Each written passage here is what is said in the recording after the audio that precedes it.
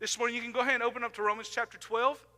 And then also, if you want to turn to Genesis, you can get to Genesis 31. Well, actually highlight that probably a little bit. Excuse me.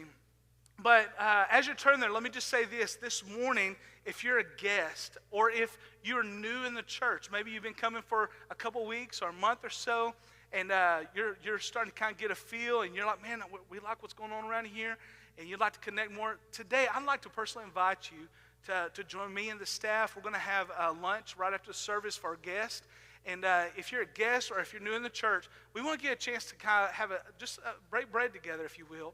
And so I want to just personally invite you to join us immediately after service.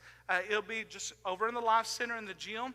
And so as soon as we dismiss, you can go straight across, walk through the breezeway, go through the double doors on the other side, and you'll see the doors open. Just walk right on in there, and one of our staff will be there to receive you.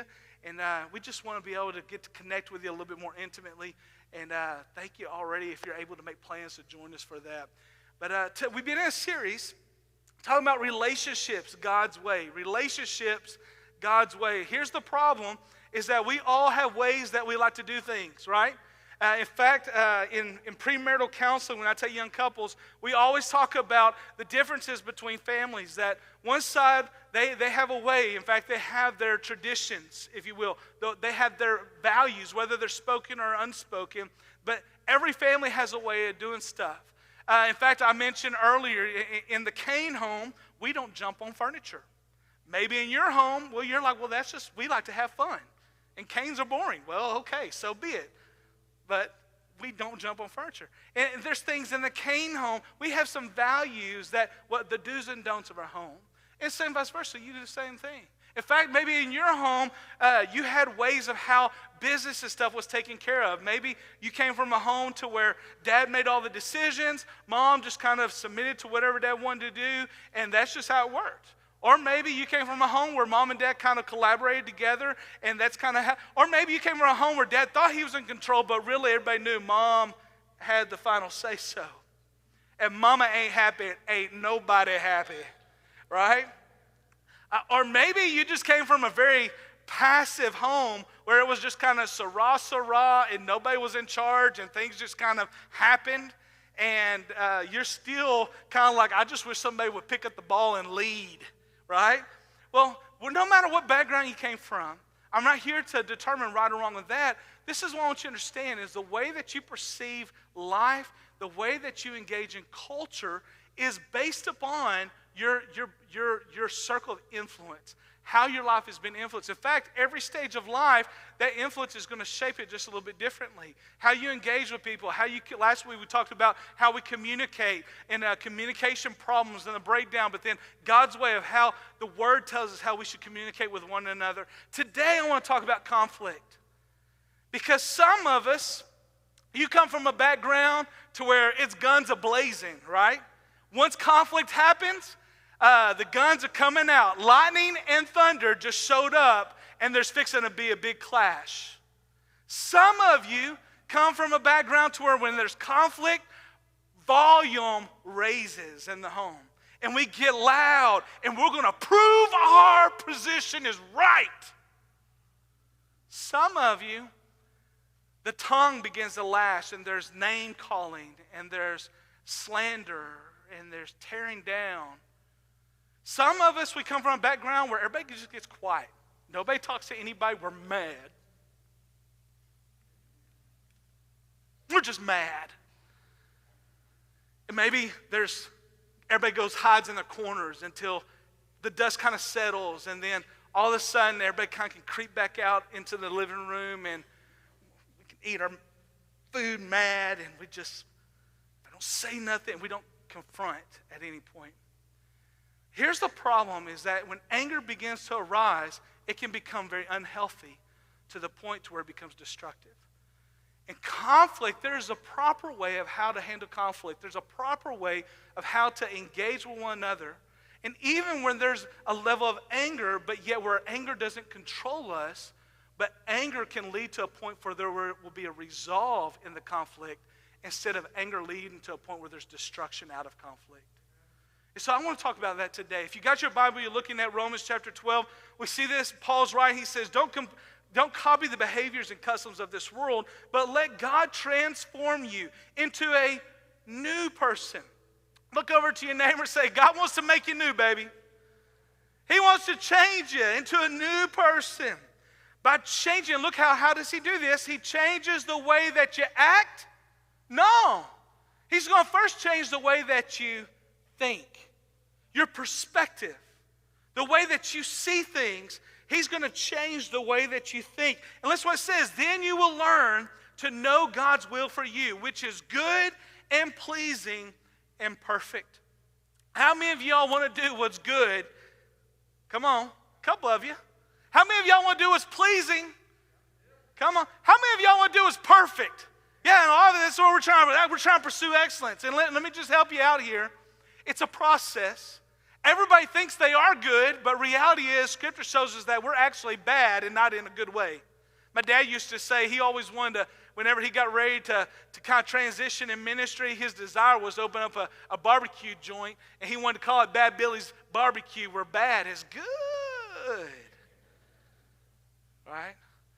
But not that kind. No, we think we're good, but reality is we're not. Until we surrender to Jesus, only He, God, is good. And when we surrender to His holiness, when we surrender to His lordship, can good come in and through and out of our life. Amen? I want you to look at this. 4 causes of conflict. The first one, if you're taking notes, write this down, is poor communication. We talked about this last week. So whenever all of a sudden when conflict rises, instead of us being able to converse and us be able to quiet our soul, if you will, to quiet our agenda, but yet be able to communicate with level thinking, to be able to communicate to where there's clarity and where there's resolve, excuse me, our response oftentimes is we try to fight for our right. And instead, we all of a sudden do those stages to where maybe we isolate ourselves and we get quiet and we do the silent treatment, or all of a sudden we begin to move to the stages of where all of a sudden we kind of begin to verbally aggress and the volume gets louder, or maybe we get to the point to where we begin to belittle one another, or all of a sudden it leads to a point where there's false hope. But the issue is this, is that there is a proper way of how we can communicate. In fact, I want to show you this because you're going to kind of see this underlining truth in all of these situations. In each of these causes of conflict, we're going to see the reverse of how to resolve them. And we see this even first here with poor communication. Look at Psalms 141, verse 3. It says, take control of what I say, O Lord. Highlight that right there, O Lord. Look what he says, take control of what I say, O Lord, and guard my lips. Some translation says, guard the doorway of my speech, my mouth. Guard this doorway right here. That means this, is that you have a will, you have an action that you can control it. It's a doorway that you open and that you shut. And sadly, most of us, our doorway is stuck open. And instead of filtering the things that we're thinking or maybe have harbored in our heart, we begin to allow it flood out of our mouth. And it becomes very destructive. Destroying those who we love instead of building them up. But here's the reality, and I want you to catch this because you're going to see this in each of them. Is that we see the conflict, the outcome, this what causes it is our poor communication. But look what resolves it, the Lord. Do you realize He's given us the Holy Spirit who helps us in our weaknesses? I remember reading somewhere, it said that my spirit is willing, but my flesh, it's so weak. And so what do I need to be able for this flesh to surrender to truth? What do I need for this flesh to surrender? Or what do I need for it to be able to come in line with God's way? It's the Lord. It's the Holy Spirit. Wives, let me give you a very profound truth this morning. You can talk, some people might call it nag, till you're blue in the face. I love you this morning. Wow. I just felt a little bit of that. Did y'all feel that? So I'm going to come at you men here in just a moment too, so just listen. But out of it, you can complain, you can talk all you want to, you're blue in the face, and it will never change Him. Versus, you can go and get before the Lord in your prayer closet, and say, Lord, I have a right and I know it, but I'm going to surrender to you and ask you by the power of your Holy Spirit to move on my behalf, to speak to him.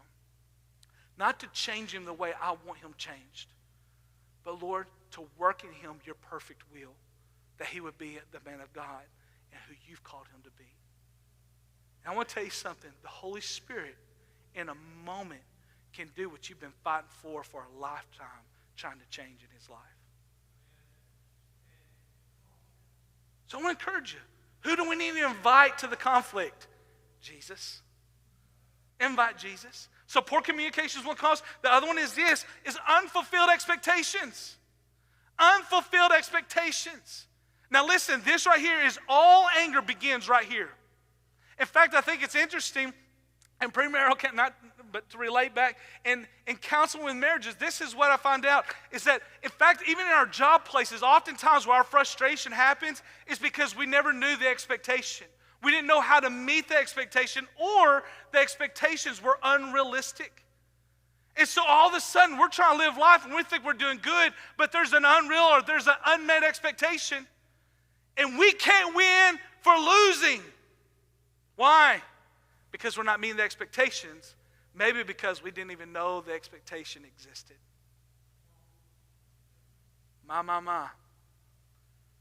I tell you, there was a situation in my marriage, Casey and I, where I had an expectation in a situation, and I set the moment up for failure because I communicated one thing, but I expected something totally different. And in the moment when she wasn't there and doing what I expected, because I told her differently, guess what happened? It caused me to have an offense towards her. It caused me, and it was my fault. I wonder how many of us have gone through the same thing, where we didn't communicate the expectation. We just said and we communicated what we thought maybe they wanted to hear or whatever in that moment. But the problem is, unmet expectations ultimately cause unfulfilled expectations. That it ultimately leads to this place of anger, and that can begin here. James chapter 4, verse 1, it says, what is causing the quarrels and fights among you? Don't they come from the evil desires at war within you? What you want what you don't have, so you scheme and kill to get it. Wow. Look at this. You get jealous, you see and you're not getting what you want, and so you begin to figure out, even to the point where you scheme and you kill to get it. Man, think about how our human ways. Do y'all realize how destructive we can be? And now it says, you're jealous of what others have, but you can't get it, so you fight and wage war to take it away from them.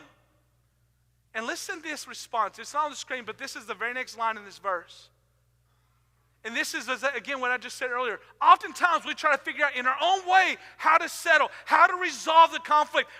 In fact, we get to the point where we're mad. I want my way.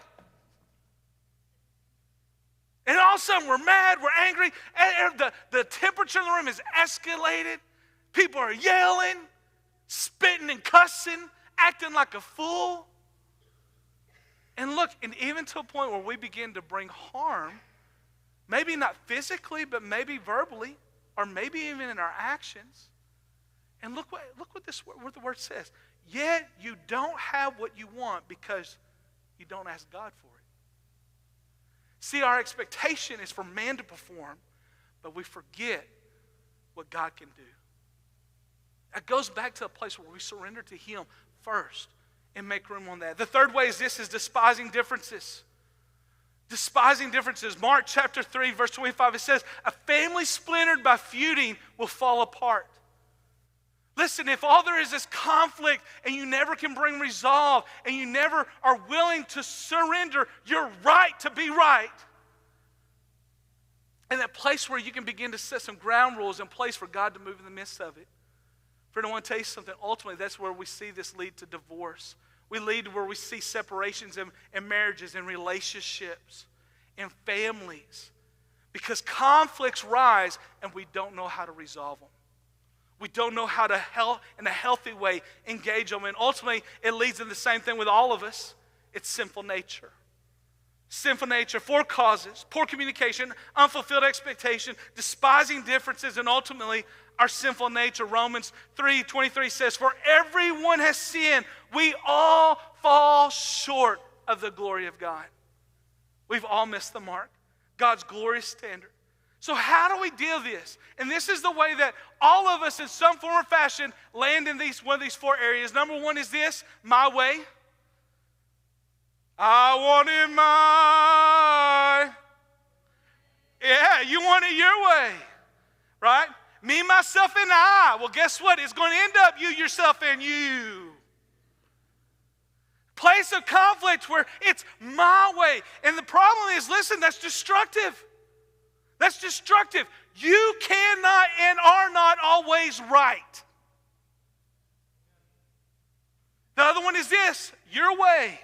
This is a problem also. It's whenever those who go, well, I'll take one for the team and I'll bow out. And all we do is we always, well, you're right, honey. I'm sorry, you're right. And then the problem is that's destructive because you're feeding a false lie. My dad used to say, there's 2 truths. Your truth, their truth, and somewhere right off in the middle. And that one is where all the truth resides. Right? And there's 3 truths. Your truth, their truth, and all that right in the middle. What we'll get to is all that right in the middle. But here's the problem. Here's the other one. We call it my way, your way. Then there's halfway. But here's a problem. That makes you where you're just wrong 50% of the time.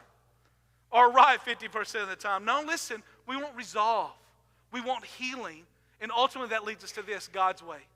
What is God's way to resolve conflict? How do we, and here's the reality, if you're taking notes, if you write this down, if you don't get anything else this morning, this is going to help you leaps and bounds.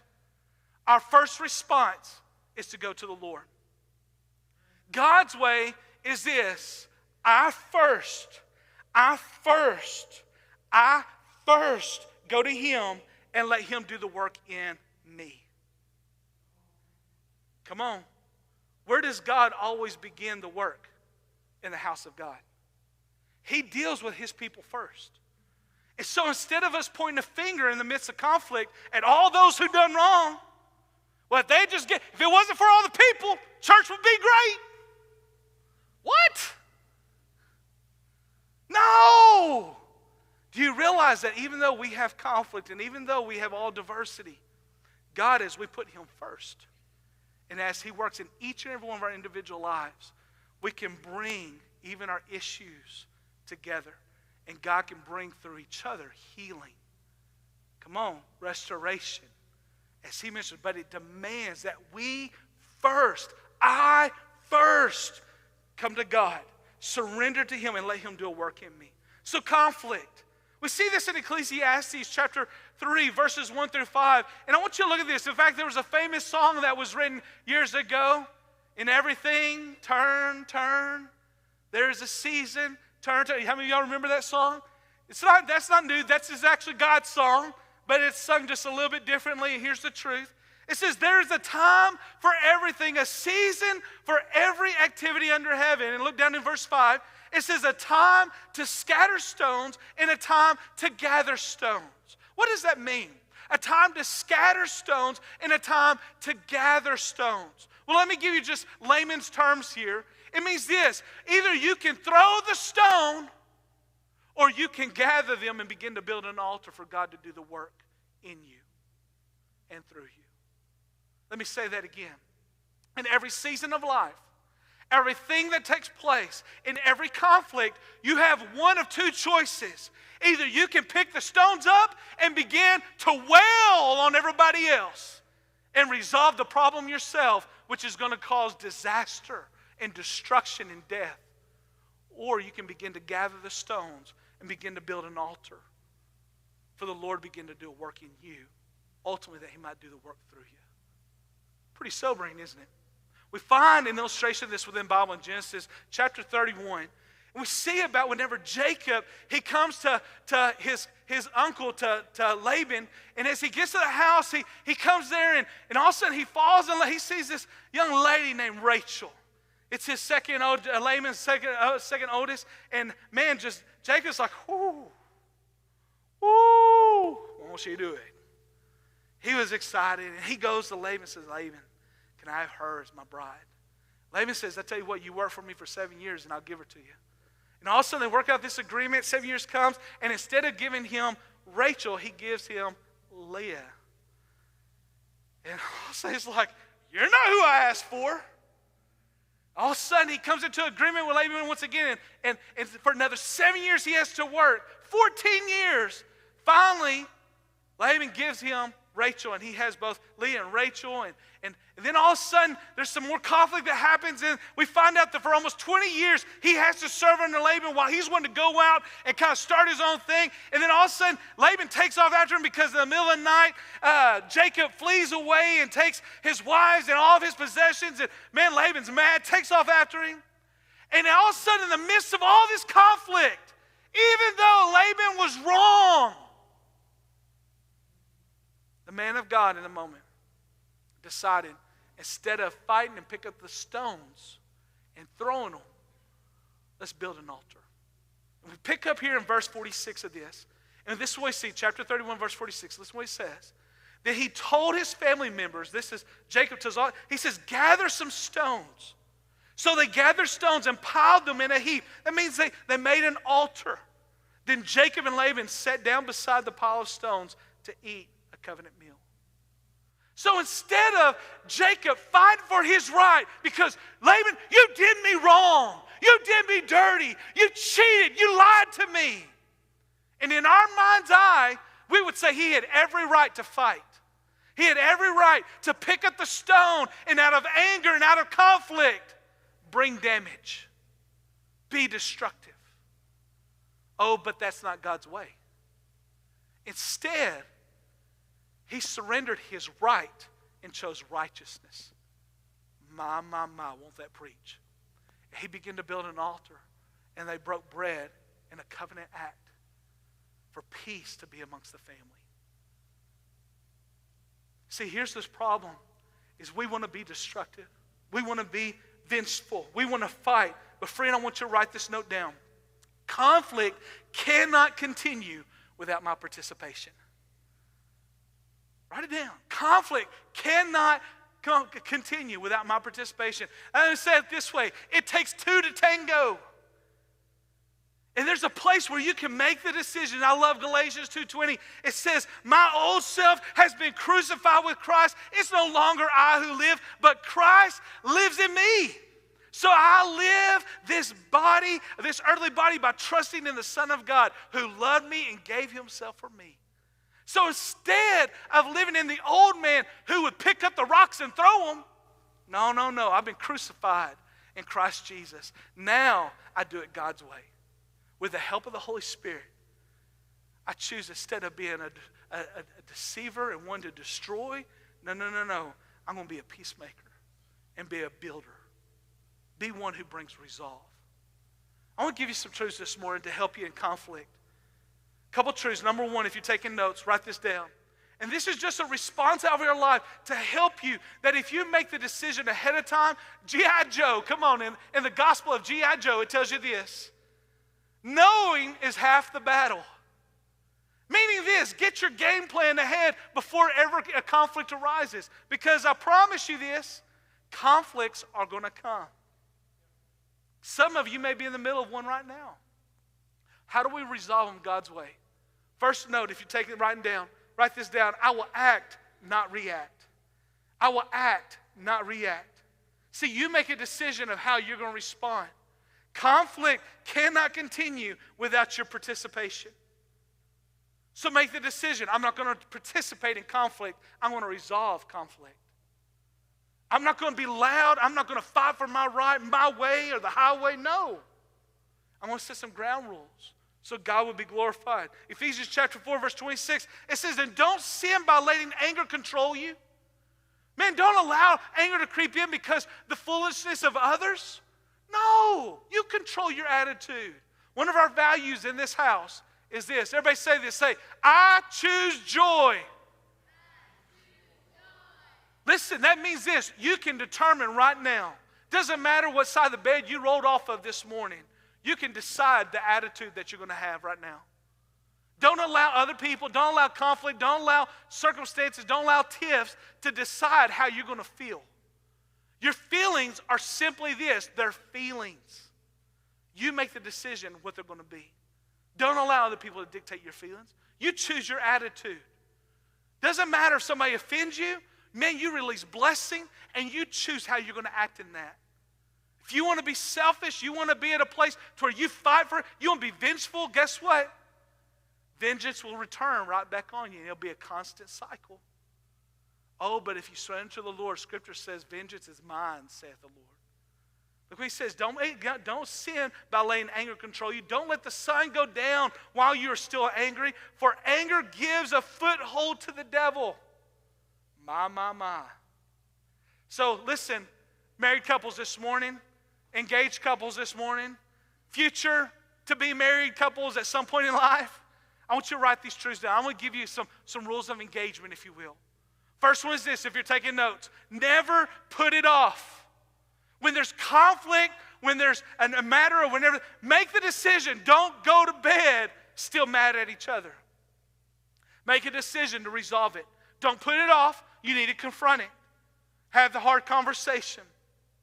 Second one is this, not just never put it off, but never call names.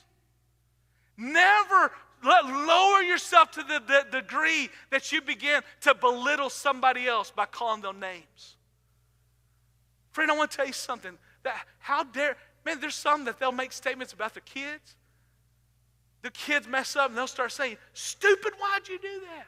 You're an idiot. My goodness, you must be from your mama's side.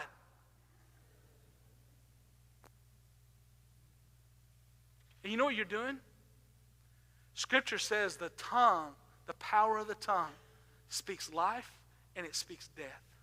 It speaks blessing and it speaks curse. And when you begin to say those things, you're going to begin to see even more so the byproduct of what you just proclaimed over their life. Instead of belittling them, in spite of their actions, speak to those things that are not as though they are. Hey, listen, we don't act that way because you're a champion. You're a son of the Most High God. You're a daughter of a king. Listen, I know that's frustrating. I know that tension. But listen, you know what? In this house, we choose joy. I know we're going to have to address this. But instead of a place of belittling and tear them down, no. You need to address, confront, and build them up. What a concept. Instead of telling, berating, and giving them a tongue lashing. No, friend, you need to speak into their life. Address, confront. But there needs to be a place of the desire is that you move them towards God, not pull them from them. You move them towards life, not try to destroy theirs. Come on, somebody. Don't put it off. Never call names. Never raise your voice. Oh, my Lord, help me. Now, I'll just let you know, I'm a Cain. Cains are German and Irish mix. Not a good combination. And I'll be honest, I'll be transparent. I'll confess before anybody else. Cains can get loud really quick. and listen, I want to tell you something. This is the area where I struggle. This place where I have to guard my temper. And you know what? I have to do things. I have to be careful to where if I'm in a high stress moment in life, if all of a sudden work is one of these things to where there's things after things and everything builds up, you know who gets it? My family. You know who hears that stress? My family.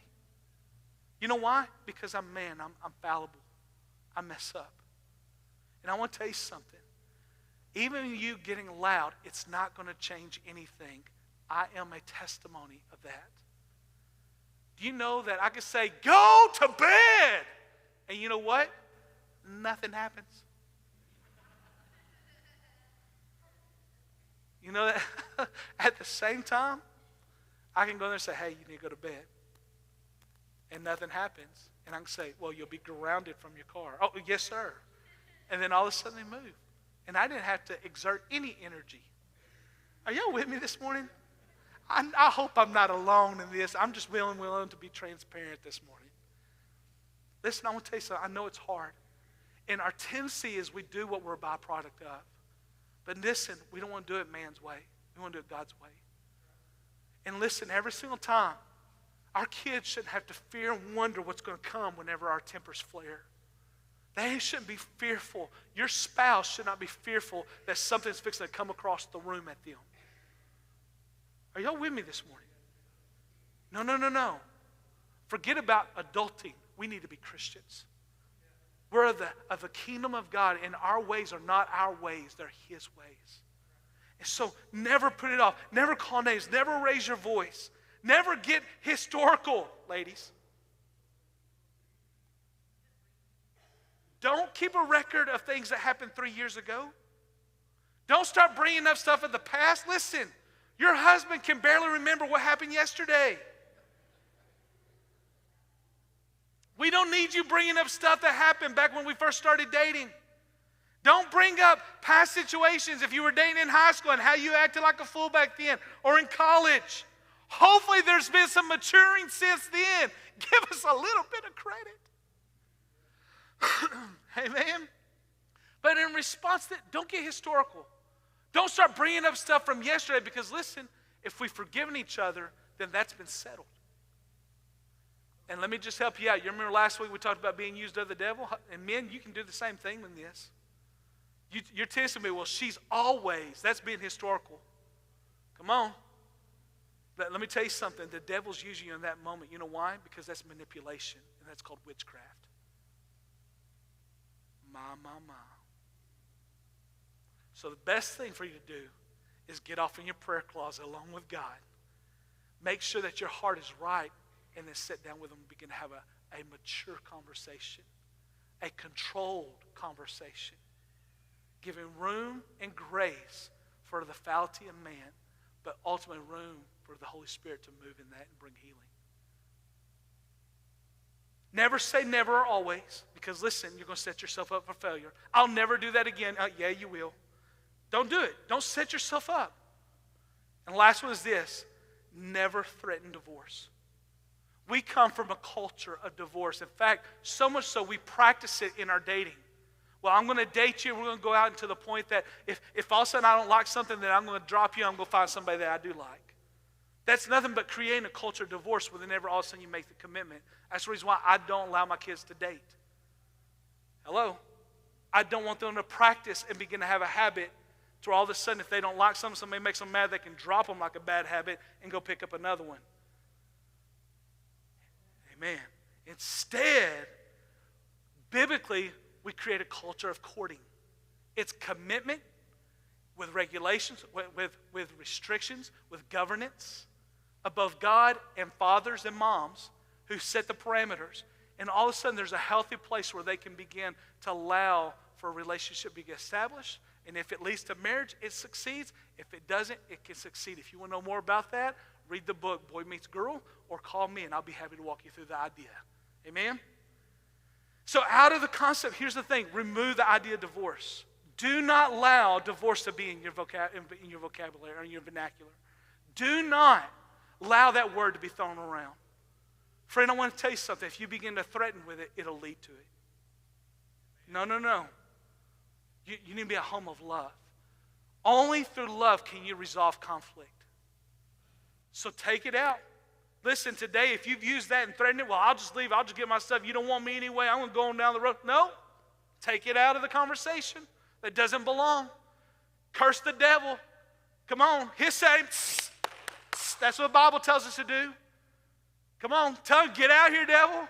No, that's not allowed. In fact, husbands, you need the one who leads. Look at your wife in the next conflict. Say, baby, we're fixing to have a talk. But you just need to know, doesn't matter what we end out on, I'm still here and I'm sleeping in the same bed as you at the end of the night. Come on. The couch is not even a consideration. Come on, somebody. I'm just trying to help you out this morning. Well, Pastor, I go to the recliner. No. Same room, same bed. Amen? Resolve it. Get rid of that. Don't allow divorce to come in. Don't allow the word impossible to come in, because with God, all things are possible. My. Come on, somebody. Second truth is this, is the worship teams. I'm going to finish up. I focus on the good things in you. is that if we're going to have God ways of conflict resolution, I'll not react, and I will focus on the good things in you. My focus is, look at who God's created you to be. Gentlemen, remind yourself what made you to pursue after her and look like a fool in doing it.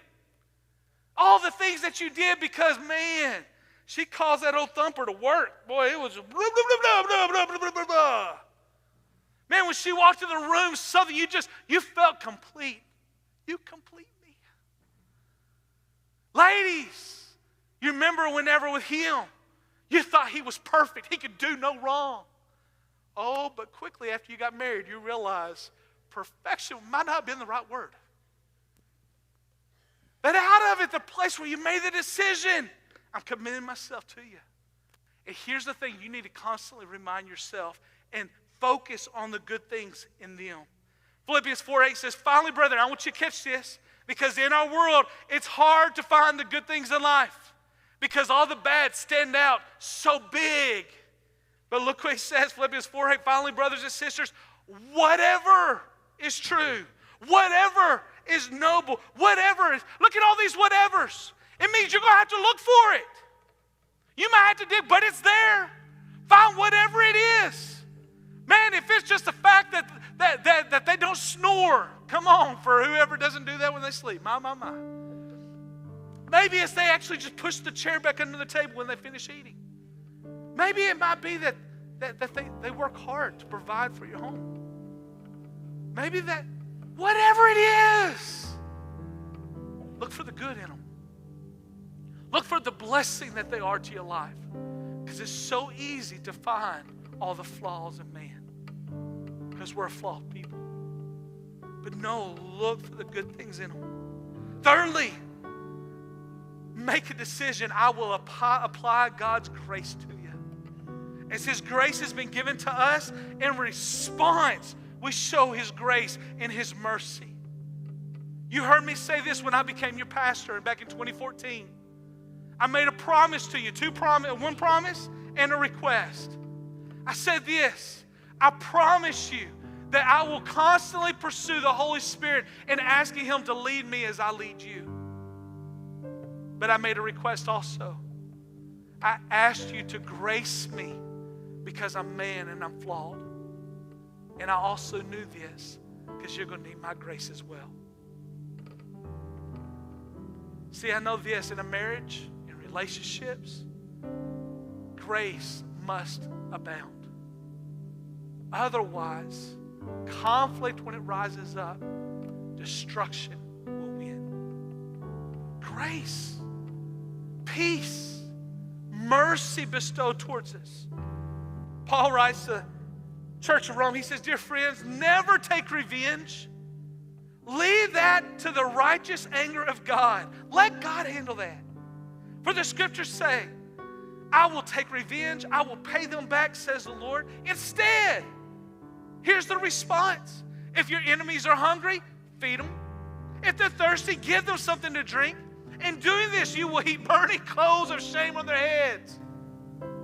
Wow. He's got this. He's big enough. Listen, you put your trust in Him with your eternal life. I think He can handle your momentary conflict. We trust Him. Look to Him. And look what the response is. In doing this, you're going to leave coals of shame, burning coals of shame on their head. Don't let evil conquer you, but conquer evil by doing good. Apply God's grace to them. Last truth is this. I will remember God's grace to me. It's whenever all of a sudden we remember what He's done for us. Because see, listen, I want to remind you, you don't deserve His grace.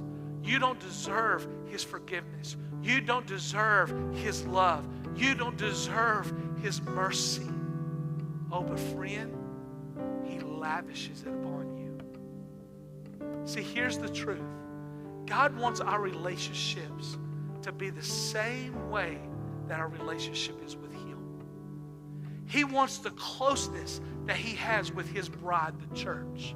He wants the engagement of his grace and his love and mercy lavished upon us to be the same way that we as husbands and wives lavish that upon each other.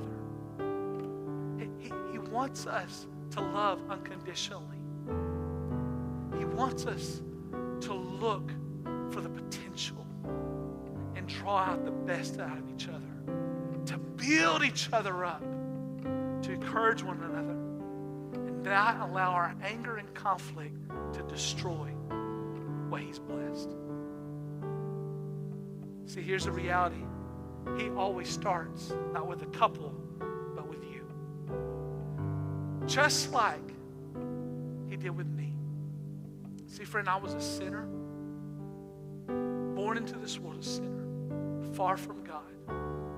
And even though I may not have verbally cursed him and mocked him, maybe I didn't physically spit upon him, maybe I wasn't the one who drove a stake to his spirit, to his side. By my actions, sinful actions and my wickedness, I committed all those wrong acts towards God. Here's the reality. My sin, and in my sin, I didn't sin against man. I sinned and had conflict with a holy God. But he loved me anyway. In spite of all that, Scripture says that whenever I was furthest from him, when I hated him and despised him and was in the greatest war, fighting against him as my enemy, instead of bringing death to me, he sent his son and put him on a cross in full humiliation before man. And Jesus took on all my sin and paid and took what I owed and settled it before a holy God. And in return of giving me death, he gave me what his son should have received. All I had to do is believe and receive it, and I would gain everlasting life. Never forget, as a young boy at a kids' crusade, Brother Billy Burns, we had a big old big old ice cream sundae from Dairy Queen. Come on, somebody. Over there on the side, and all I could think about was getting to have some of that ice cream at the end of church. I think that was so awesome. And I remember Brother Billy Burns gave an invitation, told me about Jesus' love. And I was a preacher's kid. I heard it all my life. But for some reason in that moment, man, something hit deep in my heart. And I recognized just how much God loved me in spite of me. And in that moment, I surrendered my heart to Jesus, my life to Jesus, and said, yes, Jesus, come live in me. I commit to follow you. At that moment, the Bible says that I was saved from eternal damnation and given everlasting life. Hope entered the room. And friend, I want to tell you something. Every time in my life, in all these years of living for him, there's been conflict. But you know what he's done? He continues to lavish his love on me. He continues to show his kindness towards me. You know what it demands me to do? To sink my fist to heaven and say, why, God? No! Scripture says his kindness leads me to repentance. So in the midst of my conflict, I once again surrender my right to be right. And I humble myself to his son, Jesus. Because through his son, I'm truly made right. I'm the righteousness of God through Christ Jesus.